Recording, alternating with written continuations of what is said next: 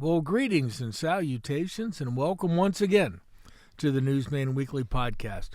Holy crap, it's episode number 37. We are closing in on one full year of oral madness here at the podcast room at Richland Source. Thanks again to all of you for joining us today. We know you have a multitude of choices, things you could spend your time on, including Netflix, among others. We are eternally grateful, and no, Netflix did not pay for that promo, but they probably should, and maybe they will in the future. And we are eternally grateful that you choose to spend time with us each week.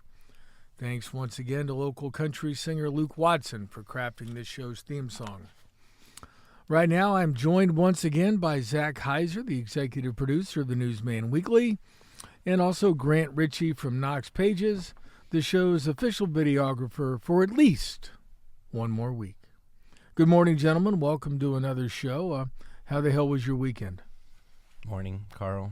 Yeah, Richie, pull that mic up. You know what? You got on me so much last week after I said sup, and then Zach literally just said, good morning. I don't see you giving him the same energy as me. So you continue to actively play defense against my ability to do a podcast. Well done, Didn't you Richard. just introduce us? Yeah, and then you were sitting there with the microphone on the other side of the room. He usually goes first, I was just letting him give time to go on his diatribes. Here's a thought. From this point forward, when you hear my melodic voice say, greetings and salutations, that microphone should be in front of your face. Lock in. Come on, dude. Jeez. Hey, like the Cavs Friday night against the Celtics going down 25-3, but I think you can make a comeback as well. I'm not sure. Down 17 points, both games. The Celtics did play a good game against the Cavs. I have more faith in Jared Allen than I do in Grant Ritchey. That might be wrong. Perhaps it's misplaced trust, but we did have to sit Jared Allen in the fourth quarter. He wasn't playing too well. So you can't defend the three. Yeah. So what else did you guys do this weekend? Richie, I need to know what the hell was going on in Knox County. All I heard were sirens all weekend. Let's see. I don't know. I think we might have had a residential fire call, but I wasn't sure if there actually was one or not. See, if you're a reporter and you think there might be a house on fire in a town that you cover, what should you do? I don't think there was one, though, because usually people let me know about that kind of stuff because we have, a scanner page, and people message me if there's, actually something that's going on, or it might have just been, I don't know, false call or smoke or something. I don't know. Okay, well, just checking. Normally when I was working as a reporter covering cops and courts and fire department, things like that, if there was a fire, I usually was among the first to know. I didn't wait till social media sent me a message that said, oh, there's a fire. Cheryl Splain, my other reporter at Knox Pages, back when she used to work at the Mount Vernon News, there was she was telling me, I forget the other reporter's name, but he would actually be law enforcement or the fire department at some of these calls because he'd be listening to the scanner all the time, and he would actually beat them there. I used to carry a handheld scanner when I was covering that beat back in 1990, 91. That's how pretty sure I got profiled one night. You still have it? No, it's long gone. But you don't have a scanner at home? No. Those days are long gone. But yeah, I kept it by the bed. But there was a Friday evening that I was driving up by Johns Park. I had my scanner sitting next to me, and I forget what I was going up there for. It's probably about 9 o'clock at night. And there was a cruiser, Mansfield Police Patrolman, behind me. And I'm listening to the scanner, and I suddenly hear my plate being called in, wanting to know if there's any wants or warrants and any issues with this plate. While you were driving? While I'm driving, and I'm in front of him, so I know what he's doing. Here's this 30-something-year-old Caucasian guy driving around Johns Park on a Friday night. What's he doing? And I suspected they thought I might have been involved in perhaps looking for illegal drugs. Well, were you? No, I was not. Okay. And thankfully, there were no wants or warrants. But you're just cruising around Johns Park in the middle of the night. Yeah, I got profiled. I'm pretty sure. So. Aren't a lot of those communications now kind of encrypted, so you can't really listen, or is it still active? I think you can probably still get basic basic calls, but keep in mind this was 1990. There was not a lot of encryption going on, at least on your average police patrolman radio. All right, well, let's see. We mentioned, and you guys mentioned, Cleveland's win over Boston, and I see the Cavaliers won again last night, so they're like 558-3 or something like 50 and 10. 50 and 10. And I did have great fun. I was in the process of doing a show at the Mansfield Playhouse Friday night. And the role that I'm playing, I have a lot of downtime inside a window seat. And I can sit and look at my phone. And I was very entertained watching the Slack channel conversation between Ritchey, Hiser, and Source managing editor Larry Phillips, who loves the Cavs and loves to complain when the Cavs don't play well in nationally televised games. Loves to be embarrassed. He makes them blush, or they make Larry blush all the time. He's just always so embarrassed for them. And Richie said game's already over. Larry, no need to watch anymore yet again. This is 5 minutes into the game. I mean, how much were we down after the second time out? It was 25-3. Okay. So I mean, sure. Boston was unstoppable at the point. I mean, I think they were like 5 for 5 on threes. And I don't know. It just seemed like we were very disengaged. Yeah. Well, but in the modern day NBA, a 20-point deficit in the first quarter is kind of like being down 10-0. In the other team gets or maybe 14-0 in football. Like, not great, but not insurmountable.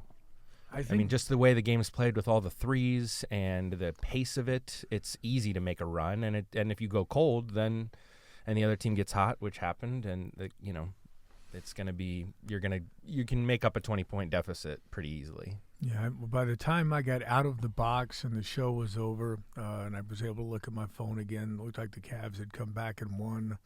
And I wasn't seeing too much from Larry at that point. So Larry said, I stopped watching. I'm going to have to go back and rewatch now. Which maybe that is the way to do it for him. Less stressful. Well, he already knows the outcome. I spent my weekend, as you'll hear later, just a few minutes, preparing mentally, physically, emotionally for the 2025 Iditarod, which began Monday afternoon. Mansfield native Matt Failor and his Alaskan Husky Adventures 17th dog team left out of Fairbanks for 1,128-mile journey to Nome. So we'll be following that every day, and I look forward to looking at Iditarod.com Insider at 1, 2, and 3 o'clock in the morning just to see where Matt is at so we can keep folks updated as the race goes along. Yeah, that's and you had opening night Friday night, right? Opening night Friday night. At the Playhouse. We had good crowds Friday and Saturday, lots of laughs. At no point did the window seat get dropped on my head as it did during one of the rehearsals. I thought I was back in high school football getting concussed. Right. It's hard to remember your lines when you're seeing stars, I'm just saying. But, you muddle through because it's live theater and any damn thing can happen. Richie, you're sitting there looking like you're just bored out of your skin. What do you got? No, I was just wanting to go back when we were talking about the Iditarod beforehand. I thought it already started, and I thought it was in it, but it hasn't started yet. So, Matt, I apologize if you listen. Yeah, well, Matt does listen. I don't know if he'll be listening right away. He's kind of busy right now, but hey, we got a great show for you again this week, folks. He doesn't take like AirPods or any podcast on the trail. Well, I'd have music in my ears the whole time. I did a story today that just published this morning. That published Monday morning. So I actually did it Sunday. Published Monday morning. With the reroute of the trail this year, they're doing like the first 600 miles on the Yukon River, which in most places is fairly wide and flat and icy. And some mushers have said they'll need like good audiobooks to help them stay awake. Right. Matt said, I'm not falling asleep. He goes, because too much can happen. Mother Nature's going to throw a curveball, and you better be ready for anything. So I don't know whether he'll be listening to music, but he's definitely not taking 600 miles on the frozen Yukon River for granted. Do you eat during that? You just like snack on like some like beef jerky or something, or I don't know. The dogs obviously eat a lot. Humans eat some. They do have pre-positioned and pre-dropped bags for dogs and humans along the way.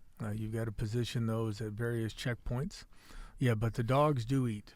I think I read somewhere that A husky needs about 5,000 calories a day when he's mushing, or roughly about what I take in on an average. And day. you don't burn. I don't burn like I used to. And I'm not exercising as much as a husky mushing through the snow, and that's a fine.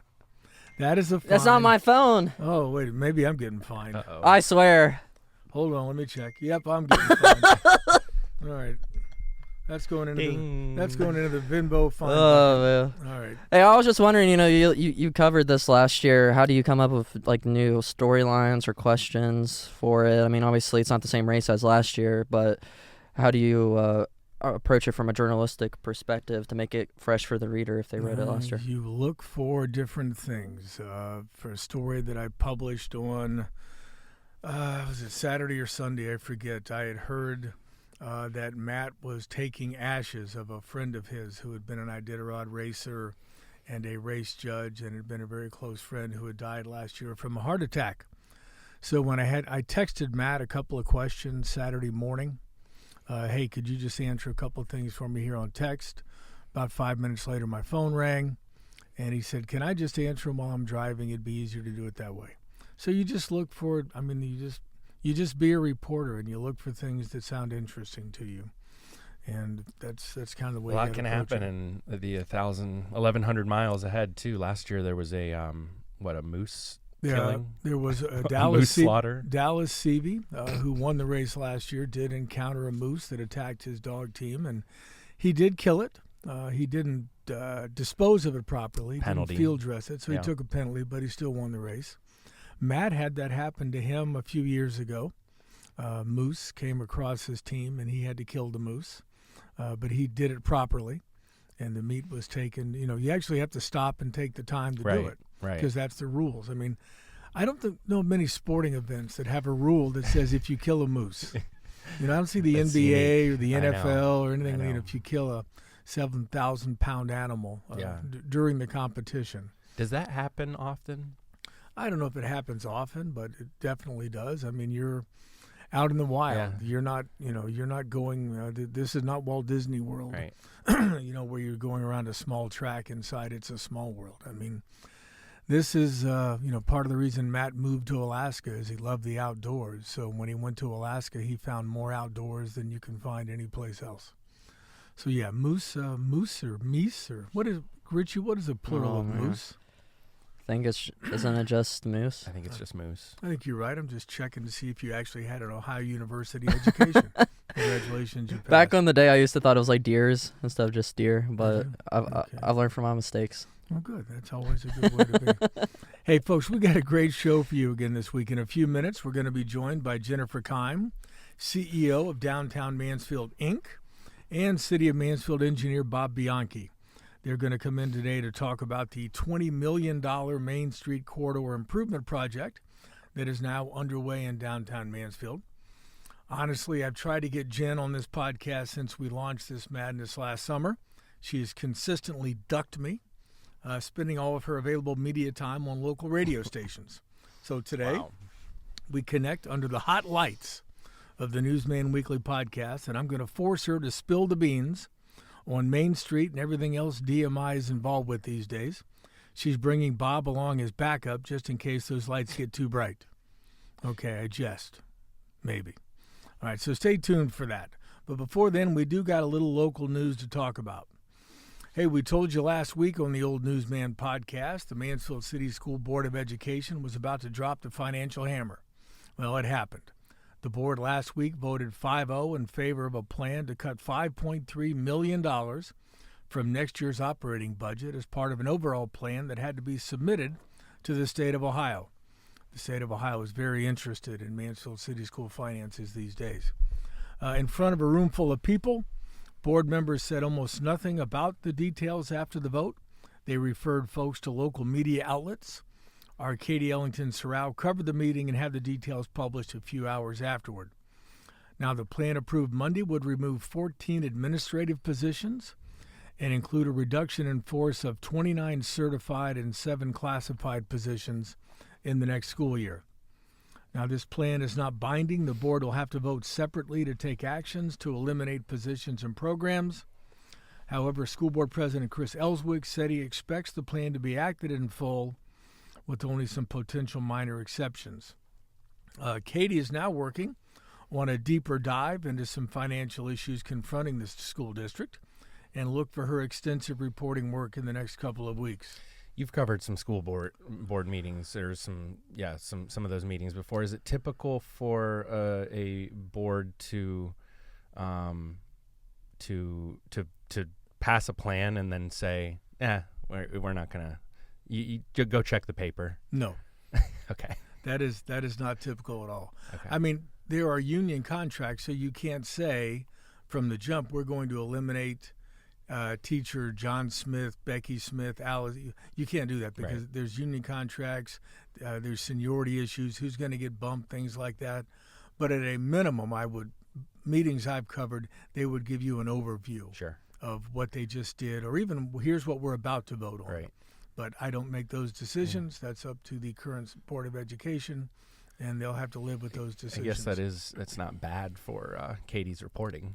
No, but you know what? If I was a parent who sat through an executive session and then got that, you can find it in the paper. Thanks for coming. Yeah, here's some lovely parting gifts. Enjoy your ride home. Hey, speaking of something we talked about earlier, did you know, Richie, that everybody in North Central Ohio's eyes are now on the other side of the country? We mentioned Matt Failor and his sled dog team rushed away on Monday from Fairbanks. The 53rd Iditarod Sled Dog Race got underway. Failor and his 16-dog team will spend the next 10 days or so traveling 1,128 miles to the village of Nome on Alaska's west coast. And Nome is a really small place. It's smaller What than... is it, like Lexington? Like 3,300. It's smaller than Lexington. Oh, my God. Yeah, it is a very small town. We will be following Failor's team with updates and daily stories at Richland Source, and our exclusive coverage is provided courtesy of our friends at St. Peter's School. Matt is a proud member of the St. Peter's High School class of 2000. Speaking of hometown heroes, 24-year-old Cade Stover was back in his hometown of Lexington last week. The former Ohio State football star and current Houston Texans tight end in the NFL was back in town to help present a 5-figure check to St. Jude Children's Research Hospital via the Nickel and Bean there in Lexington. Nickel and Bean selected Stover to be the coffee shop's hometown hero in September of 2023. 5 cents from every item purchased at the shop from the fall of 2023 through the middle of February 2025 supported the donation drive for Nickel and Bean's, quote, every nickel counts campaign. As the hometown hero, Stover got to pick a nonprofit to get the money, and the former Ohio High School Mr. Football chose a lot of good words today, St. Jude's to offer help to children and their families. All right. I thought Stover had a pretty good rookie season. I watched some of his games that were either Sunday night or just like prime time or main broadcast. And I mean, I didn't follow his high school career, but he seemed like he's been making some good plays his rookie season. Well, it was interesting because one of the things they talked about going into the NFL draft last year was concerns about Cade's ability to block. Right. We know he can catch. We know he can run. We don't know if he can block. I think he answered all those questions and more this year. He became a ferocious NFL blocker. Joe Mixon, the Texans running back, said 2 or 3 times during the year, if they're going to hand me the ball, I want to know where Cade is. Right, that's awesome. Because I'm going to follow him. And I think his pass-catching ability is just going to get, he'll get more and more opportunities. But, yeah, Grant, you're right. He had a hell of a rookie season. All right, we're going to try a new segment on the Newsman Weekly podcast before we bring in our ghost. Jesus. Ghost. Guests. It's all right, Carl. I'm going home, guys. It's been a week. It's been a week already. Anyway, we're going to call it Dumb Criminal of the Week. We're going to take a look each week at a dumb criminal who, quite frankly, deserved to be caught. Wow. Not necessarily. Not a Mansfield? No.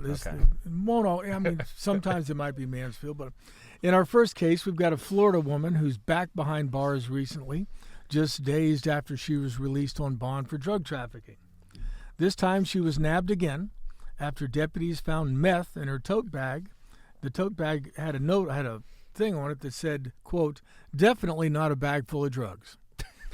Her most recent legal troubles began when the car she was a passenger in was pulled over by a deputy, according to the Brevard County Sheriff's Office down in Florida. A law enforcement canine detected something amiss in a few bags that belonged to the woman inside the vehicle. The driver let the deputy search the car, insisting that nothing illegal should be inside. But the driver was mistaken. The bags were loaded with illegal contraband, according to cops, including the one that was marked, "Definitely not a bag full of drugs." That bag had methamphetamine, needles, Narcan, digital scales, small baggies, cut straws, and other items associated with drugs. The woman was arrested and charged with trafficking in meth, possession of methamphetamine with intent to sell, and possession of drug paraphernalia. Her new charges were practically identical to the ones that she's facing from earlier. She had just posted bond and released from jail pending trial a couple of weeks before then. So you can't make up this kind of dumb. I can't believe the cops opened the bag when it's clearly said it's not. There's no drugs in here. Right. If you can't believe a drug dealer's note, what the hell can you believe? I mean, it was labeled. Right? Yeah, definitely not a bag full of drugs. Crazy. So that's today's dumb criminal of the week. I got a question. So if you're on bond, I'm not sure how Florida law works, but if you're on bond and then you do a new crime, is that like two separate bonds? Because you got a bond for the original case and then the separate case. Is it two bonds or is it just like the same bond? Well, your first bond is definitely getting revoked, so you just lost that one. Now you're going to be incarcerated, and it's probably going to be a lot higher because they're not going to trust that you're not going to misbehave while you're awaiting trial. But all right, that's enough for now. Let's take a quick break. Bob Bianchi is sitting behind you right now. It's not a good thing to know. Thank you for rattling my cage. When we come back, we'll be joined by Jennifer Kime, CEO of Downtown Mansfield, and the aforementioned City of Mansfield engineer Bob Bianchi. They will bring us up to speed on the Main Street Corridor Improvement Project. Stay tuned. Well, welcome back to the Newsman Weekly. Joining us now is Jennifer Kime, CEO of Downtown Mansfield, Inc., and City of Mansfield engineer Bob Bianchi. Thanks to both of you for coming in so damn early. Sure thing. Good morning. Good morning, Jen. And Jen, hey, thanks for agreeing to finally come on to my show. Have you apparently run out of local radio stations on which to appear? No, I got plenty more places to go. Right. You're always a priority. Yeah. I think I asked Jen like the week after we started this. Yeah, I can do that sometime. And now here we are at week 37. You did ask me, and I said no because I couldn't make it. And then you said, "Well, I'm not going to ask you anymore." Okay, well, I am that kind of vindictive, so I guess. And here we are a year later. Yeah, so maybe you're right. Hey, all jokes aside, glad to have you both here today. So anyway, why are we here? I see that a plan several years in the making is actually underway on Main Street in Mansfield. I saw pictures in the last couple of weeks that parts of Main Street have been closed for water main replacements.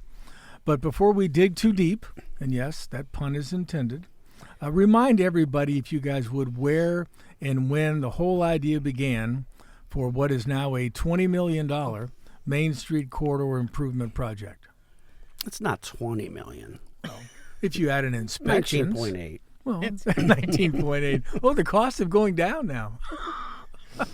So the discussions on this Main Street Improvement Project began with Mansfield Rising. It's a part of Mansfield Rising project. And while we were in Austin, we were thinking about big picture things that were transformative to the community. And, Bob and I had been working on two-way traffic initiatives for a decade or so at that point already. And so we thought this might be a good opportunity to move this forward. And so we had a lot of support with the community project, a lot of support through Mansfield Rising, and so that really was the impetus to get this project going. And that was 2018, I think? Yes. 2017, 2018. So it's been several years in the making, and we just started moving little pieces forward. Honestly, I think the whole time, at least I can speak for myself, I was like, we're probably never going to get this going. It just seemed like such a hurdle to get it going, and then we just kept trying things. And then when we went for the big build grant and got that, it seemed like, wow, this is really happening. Now, that grant was how much? 7.3. And we thought we can do anything we want for 7.3 million. Like, we can reach for the stars. And then obviously now we're at almost $20 million. So the project has blossomed a little bit through grant dollars and through other initiatives. And we're able to really reconstruct the entire Main Street corridor. And from our point of view, it's like we've had so much private investment in downtown Mansfield over the past 25, 30 years this is really a great time for public investment to sort of kind of meet that, and really kind of help with the ambiance of downtown. I remember a meeting almost, I think it was 2 years ago, with you two guys, and then Chamber of Commerce CEO Jody Perry, now the mayor, and you guys. I think it's the first story that I did about this in terms of it actually coming to fruition. And it was because you got that $7.38 million federal, was that a RAISE grant? A RAISE grant, yes. RAISE grant, and that's an acronym for something because the government loves a good acronym. Mm-hmm. Bob, explain the process of what it took just to apply for that kind of money. Yeah, that excuse me. That process is quite laborious. Takes a lot of work to put a grant of that kind of amount together.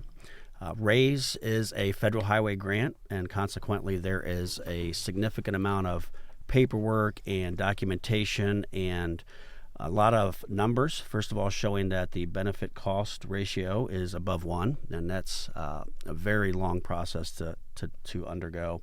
We engaged Kate McCartney to assist in the grant writing, and it was myself, Jen Kime, and Jody Perry.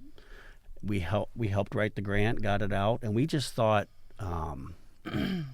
we really have something here. As things started getting put together and all the documentation, we knew we had a really dynamic, competitive project. Now, when you came up with, you get that grant, and I think the initial project when you put it together was maybe $11 million, or that was the initial estimate. Obviously, $3.6 million. What was it, Bob? Our original was we could get $3.6 million. I think that's doable. So we were so that's nice. We were so nice. Get you a couple new stop signs. Yeah, that's as much as we can get. Yeah, that's the new lights that cap. you're going to put in at Park Avenue and Trimble Road or whatever that is. Yeah. How's that project coming, by the way? I haven't seen any new lights out there yet.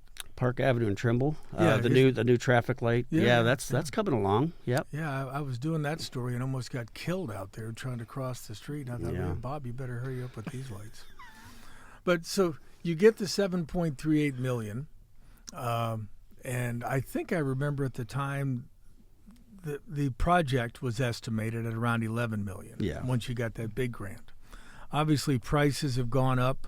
You've gotten more grant funds. How has the scope and the plans for this changed? I think it's always been from 1st to 6th, but what bells and whistles maybe have been added in as part of the bigger project?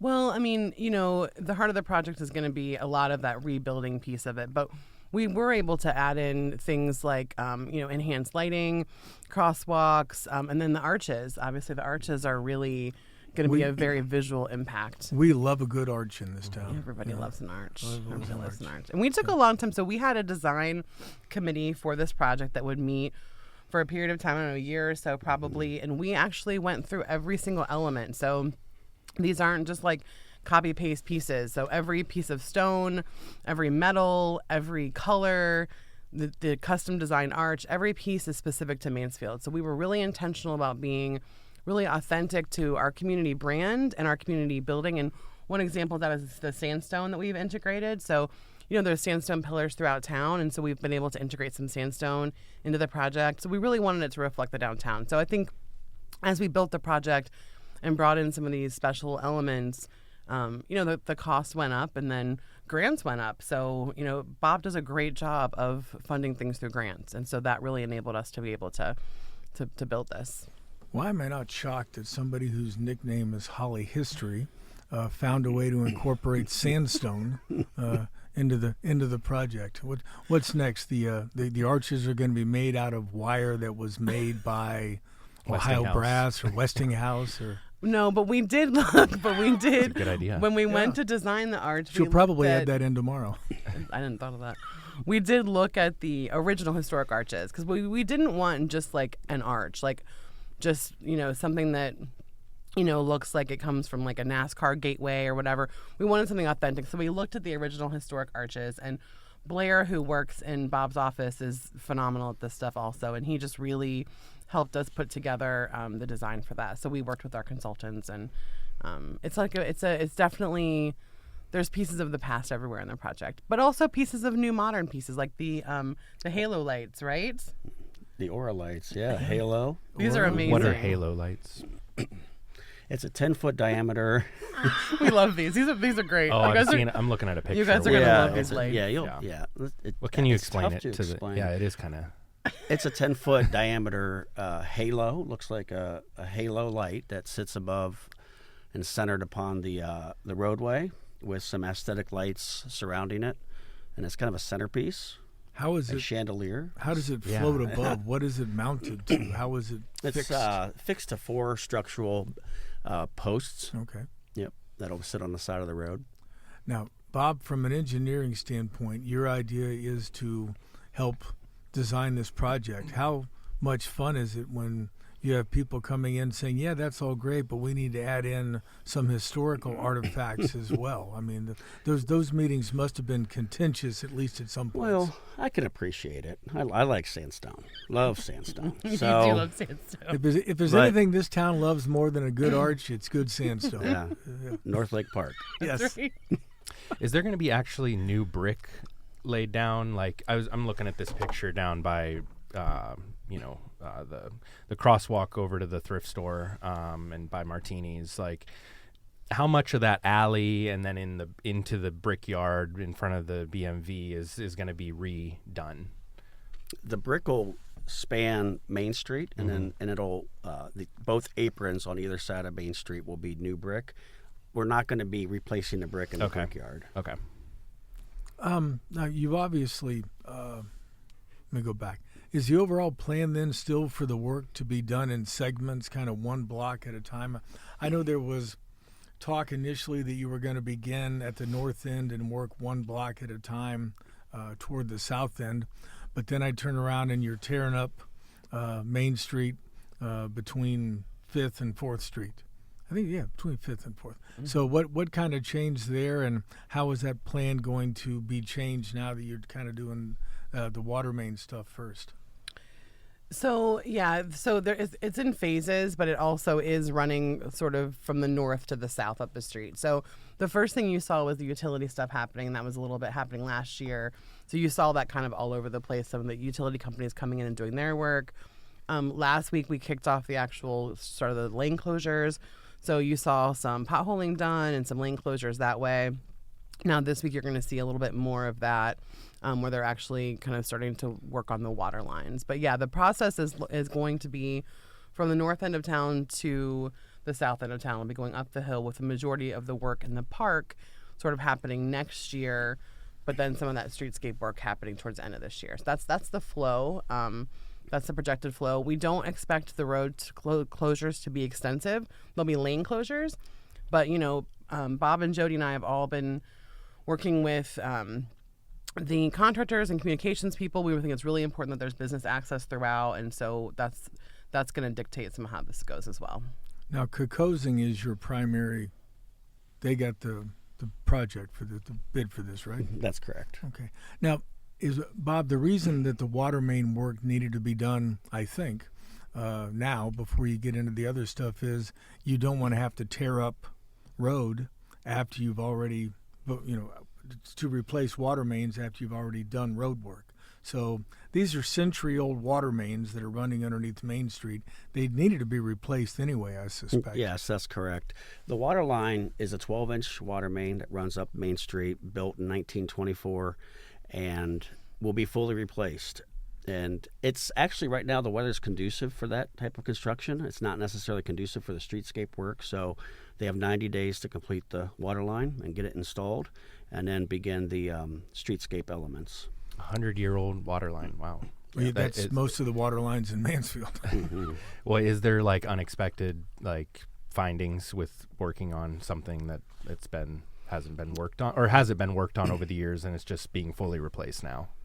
Yeah, we anticipate finding some things in this Secret downtown. tunnels or anything? Some maybe Buried treasure? There could absolutely be cisterns and some other things. So, also knowing where all the private utilities, the communication cables, the gas lines, the underground electric.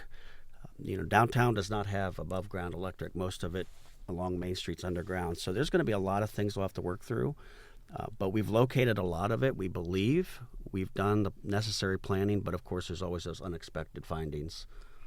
It's exciting. I can remember, and this has probably been a couple of years ago, running into Bob while he was sitting by himself at Relax, and he had this engineering schematic book sitting on the table. And I'm not an engineer. I played once on stage, but I really had no idea what an engineer is. But that looked like the most painful bunch of numbers and lines and crud. How do you make sense of that stuff?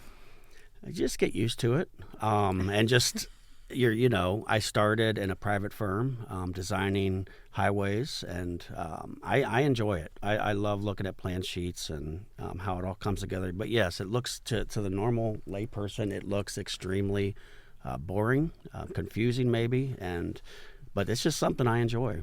Yeah, it was so rattled. I immediately went over to the Phoenix and had a beer. I was just shaking. And he was just reading that for fun too. Yeah, it probably was. Yeah, the plan set's near 400 pages. Yeah, it looked massive. So it's and I ran away in fear.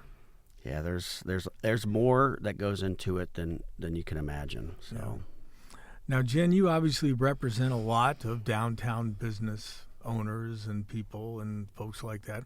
How tough a sell was this to them, convincing them that short-term pain could be worth a lot of long-term gain?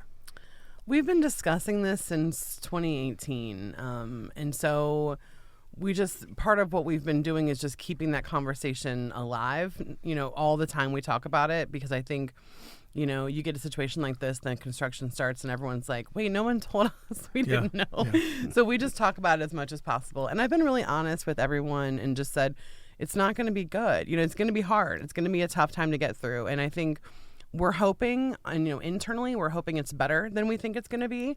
But just really prepared everyone for what it's going to be. And I think anyone who lives and works downtown, anyone who's downtown a lot, you've seen the streetscape. You've seen, the bricks. You've seen the issues that we have. It's not a secret. It's not like we're replacing something that was pretty good with something even better. We're replacing, a 1981 downtown streetscape project that was never great to begin with. It was okay, but it wasn't built for a lively downtown. It's been problems for years. And so, these are the same people who are upset about that. And so we're patching things and, people are getting hurt, they're tripping and falling. So there's a lot of that's going on. The lights aren't functioning. So the sell isn't too bad because I think everyone wants to see it. Everyone knows the potential of like what this corridor could really look like. And once you see some of the renderings and the things that we're doing, it's really exciting. So I think the construction piece is going to be a challenge. We've hired a communications person. We've been working closely with the engineer's office. We've got a website that's got updates. We've got text updates. We're going to be doing all kinds of stuff to keep the public and the business owners, everyone really up to speed on what's happening week by week so that there's not, I don't want to say there's no surprises. We'll minimize the surprises because we're all going to be surprised. But just the line of communications, I think, is really important. If they uncover a historic cistern, will you anchor yourself to it until it can be extracted and preserved? The project stops. That's what I thought, yeah. Bob, obviously this is not something that's going to get done overnight. How long will it take for this to actually all be completed? Assuming, you follow a timeline. I'm not going to hold you to the last day, but yet. Substantially complete July of 2026. Okay. Now, when it's all done, is it really going to look like those videos that the city got commissioned through, what's that firm down in EMH&T. Yeah, EMH&T. I should know. That should be boiled in my head by now. That the city had done with EMH&T, because those looked really impressive. Is it really going to look like that? It's going to look better. Wow. Yeah. Oh. There you go. There it is. Put that quote down. Yeah, well, it's gonna look better. No, I mean those are videos that I think they're important to show. It's really realistic on where that all that work has been done in that video, where the bricks are, where the trash cans are, and everything. Landscaping features. They took the plans and digitized it into a visualization model that I think is kind of exciting. It shows what people can expect, but. Of course, it is. Sorry. It is animated. Right. I kind of want to leave the city for a year and then just come back and see it all done. But that's probably what the So do exactly we. what the that's exactly what the Main Street businesses don't want to happen. No, it's exactly what we do. I will want still people be to going to happen, yes. relax and Third Cup. Businesses and will be open. Coney Island. They will be yeah. open. Support the local businesses. And don't forget, there's a parking lot right next door, 190 spots, the municipal lot, free parking for anybody to use. So Now, great one parking lot. One of the things that's going to happen as part of this is, you mentioned earlier, Jen, is that Main Street is going to become two-way. And if there's anything historically that Mansfield has loved more than arches and sandstone, it's one-way streets. I remember when I first came to town in 1990, for example, 4th Street was a one-way street. As part of this, you've already changed Mulberry into two-way traffic. You've changed Diamond into two-way traffic. How is this one going to be, in terms of difficulty, making Main Street into two-way traffic? And I'll offer that both from a DMI PR kind of perspective and from an engineering, oh my God, we've only got so much room and we've now got to make this into two-way traffic. Well, I mean, it's no secret that two-way on Main Street has been both controversial and also difficult. You're looking at a corridor that has parking on both sides. You're looking at an active corridor. It's a little bit more complicated than when we converted Walmart or Walnut, Diamond, and Mulberry. So there's a little bit more things going into play, mostly pedestrians and also just traffic flow. But there's been extensive engineering done. We know that there's room. We know that there's room for it. We know that it can flow right.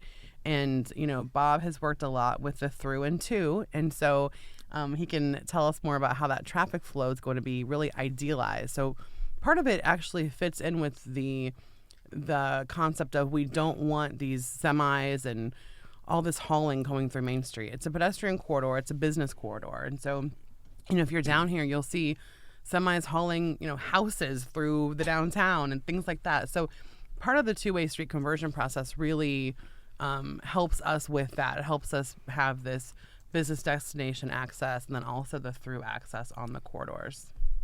And so when you think of this, you have to think about the through traffic and the destination traffic, what we call the to traffic.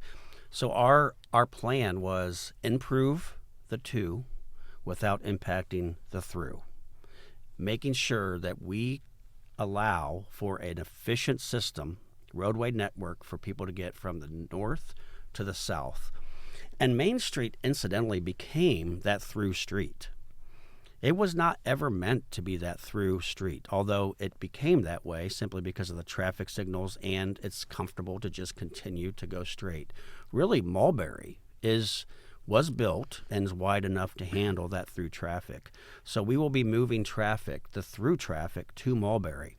If you drive that progression, that path through downtown now, namely Main Street to 5th to Mulberry to 2nd and back to Main. And this is for traffic that's moving south. That's correct. Okay.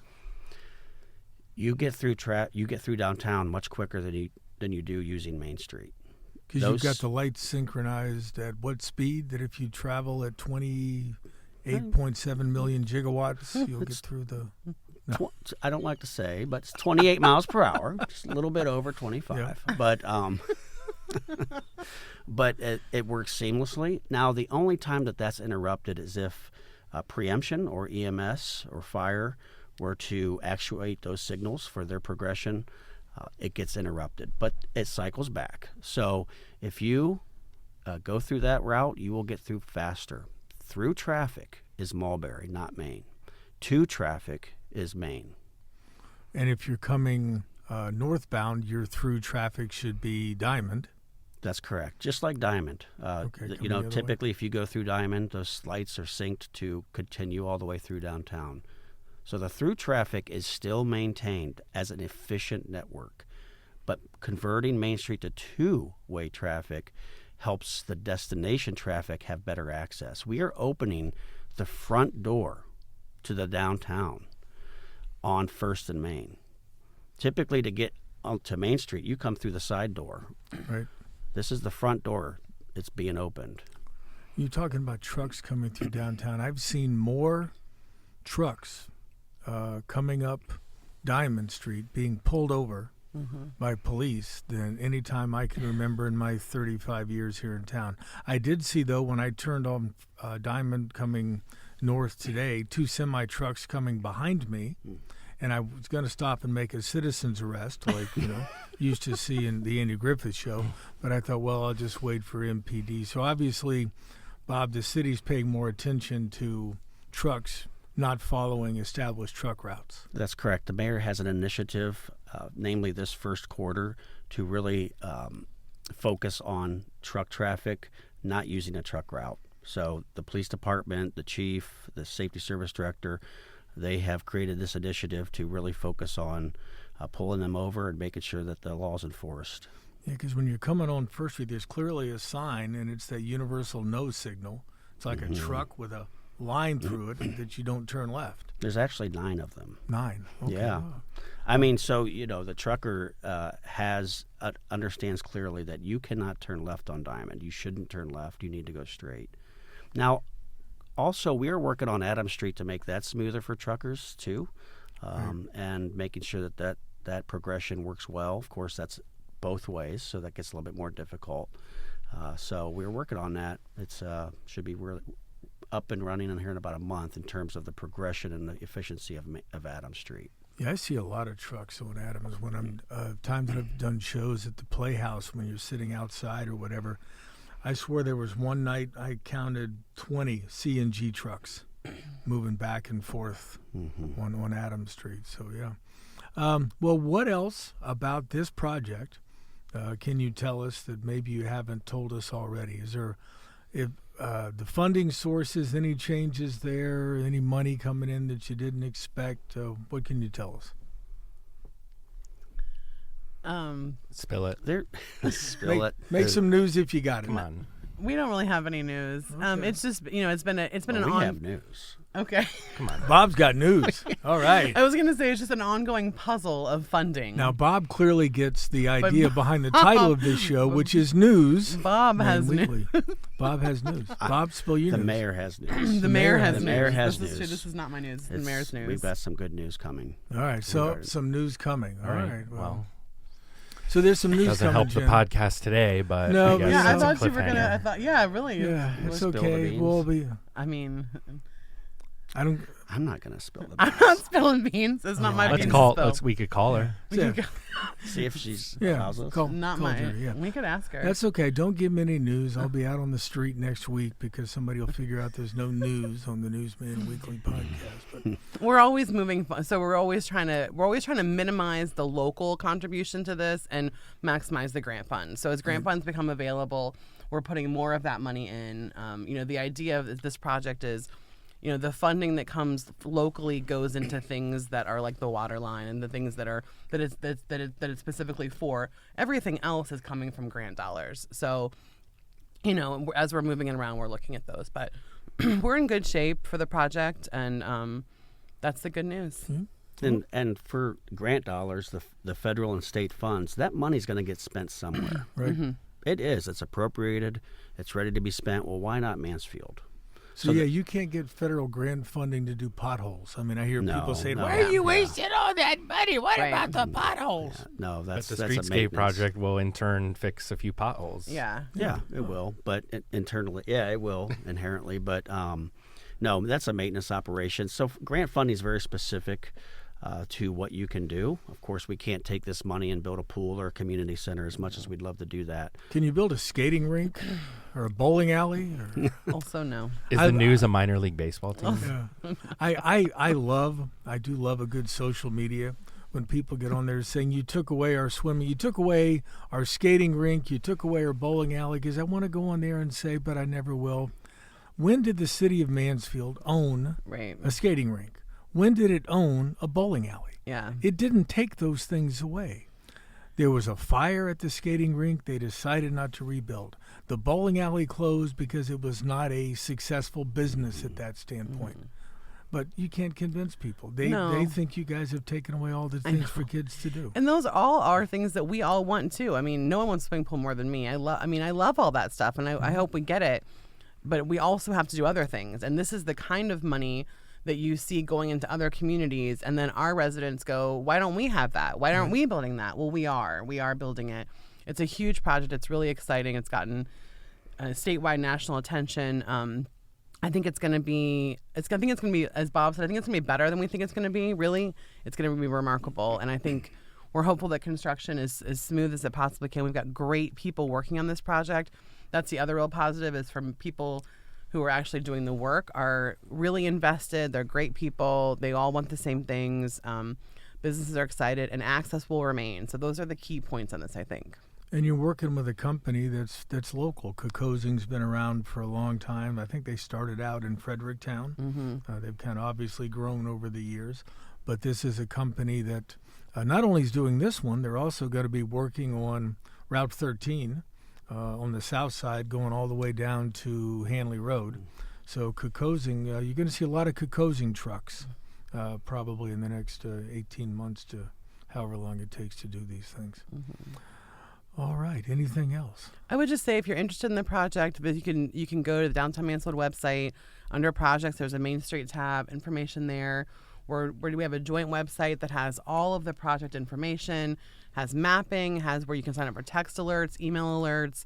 It's going to have all the information. You can see the RAISE grant. You can see all that stuff there. It's a really nice website, and we'll keep updating people. So if you're interested in being in the know, you have lots of opportunity to do that. The engineering hub. Mm-hmm. Yeah, I was just looking at that. It's really nice. Yeah. We'll link that in the show notes. Yeah, we'll put that in the show notes. So and then sign up for can text see updates. If you were signed up, you would have gotten one this morning at about 6:30 a.m. on what's happening today and on the corridor. So. What did it say? Because I'm not signed up. Oh, you got to sign up. I will. I mean, I'll sign up. This is what it said this morning. Since I didn't know there was such a thing until right this moment. Well, we just released it last week. Apparently, we just made put news. your number in. You want me to Yeah, sign you just up? go and put All my right. number in. Yeah. So this morning it was preparations for the water main installation continue this week on Main Street from 1st to 5th. At least one lane of traffic will be maintained at all times. On-street parking will be restricted within active work zones. No roadway closures are anticipated this week. Now, is this text sent out by your hired communications person? We have a team. Okay. Mm-hmm. We team? have a team, yeah. Brent Rossman is our communications person. Right. He's leading the communications. But Where's Brent from? Is he from around here? He lives in Mansfield. Mm-hmm. Okay. He actually came to us from the Ashbrook Center. All right. He was working there, and now he is working with Bob and Blair and Jamie and Ryan and I in our offices, and we're kind of pulling together all the communication pieces. Very good, because there's nothing I like better than a good text alert. And you're subscribed. Oh, cool. Well, Good news. That's good to know. I'm very concerned. Thanks, that Zach. Zach was able to sign me up without my consent. But Well, I was that's going to ask something- for your phone number over the air, yeah, but that's something we can discuss later. Is you signing me up for things? I'll probably start getting magazines you did now consent. delivered. You did I? consent. Yeah, let's rewind the tape. Was it verbal assent? Yeah, you said, yeah, sign me up. You said something. Did I really? Mm-hmm. We have it recorded, All right. audio and video. All right, Bob. Any closing thoughts to share before we wrap this up? I just would say I'm excited about the project. We've got a lot of other projects going on this year. It's going to be very busy. The barrels mean progress. So Look at that. Barrels mean progress. yeah. I'll think about that when I'm dodging barrels and. Yeah, because you got this going on. You got that little bike trail thing, connector project going on. Little. Well, you know, Just wait. Yeah. That I'm so excited about. Well, you need that. to get that done because right now the Bianchi Tunnel to Nowhere is still just kind of sitting out there off of Trimble. So it's something to get that. They've started. Okay. And you've also got like the, what else was I thinking of? Some other big, South Park, not South Park, Middle Park. You got Middle stuff. Park. We got a Parkview Trail. We've got a trail going on at Johns Park, Kings Park, King Street Park. Water main initiative starts and resurfacing. $16 million runway reconstruction. Anything new at Liberty or that's looking great. That's going to council. The mayor was able to secure $400,000 in private grant funds through the Miller and Richland County foundations. So that'll be an exciting improvement at the pool house there. So all we got to do now is figure out where to put the new pool when the time comes, and then all the folks out there on social media have to find something else to complain about. They will. No, they certainly will. But all right, folks, we're going to wrap up today's show on that note. Many thanks to Jen Kime from Downtown Mansfield, Inc. and City of Mansfield engineer Bob Bianchi for joining us today. Appreciate you both being here. Thank you, guys. Thank you. And thanks again to all of you for listening to the Newsman Weekly. I'll be back in a second to put a bow on this week's episode, but until then, remember what Mark Twain said. If you tell the truth, you don't have to remember anything.